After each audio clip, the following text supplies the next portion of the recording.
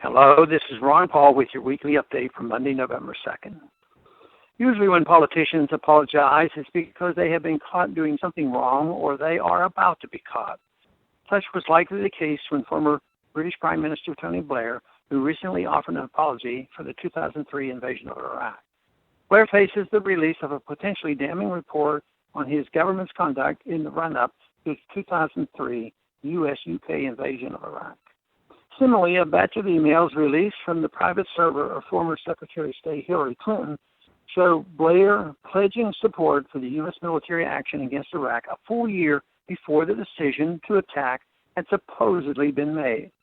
While Prime Minister Blair was assuring his constituents that he was dedicated to diplomacy in the Iraq crisis, he was communicating through backdoor channels that he was ready for war whenever was decided on it.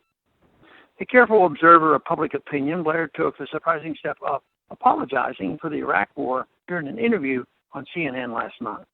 However, there are two other characteristics of politicians' apologies. They rarely take personal blame for a misdeed, and rarely do they atone for those misdeeds. Thus, Tony Blair did not apologize for his role in pushing the disastrous Iraq War. He did not apologize for having, as former head UN Iraq Inspector Hans Blix claimed, misrepresented intelligence on weapons of mass destruction to gain approval for the Iraq War. No, Tony Blair apologized for the fact that the intelligence he received was wrong on Iraq. He apologized for mistakes in planning for post-Saddam Iraq. He boldly refused to apologize for removing Saddam from power. In other words, he apologized that the intelligence manipulated by his cronies to look like Saddam had weapons of mass destruction and posed a threat to the UK turned out to not be the case. For Blair, it was someone else's fault. But if we're waiting for any kind of apology from George W. Bush for Iraq, we shouldn't hold our breath.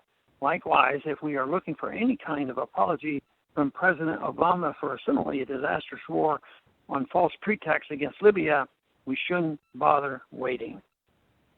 If there ever did apologize, we can be sure that, like Blair, they would never really confess to their own manipulations, nor would they seek to atone for the destruction of their manipulations caused.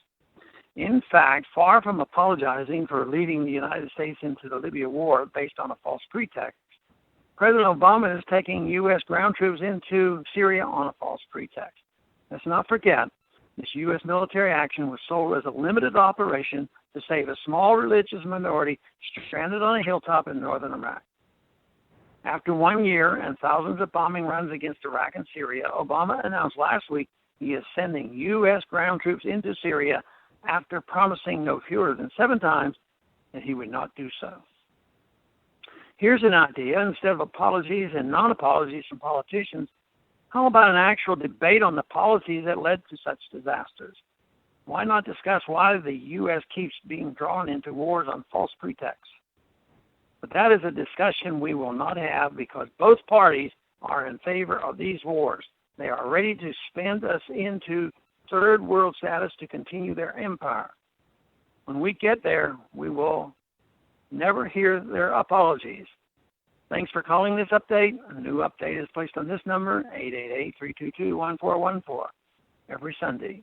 The written text can be found on my Ron Paul Institute website at www.ronpaulinstitute.org and on my Facebook page.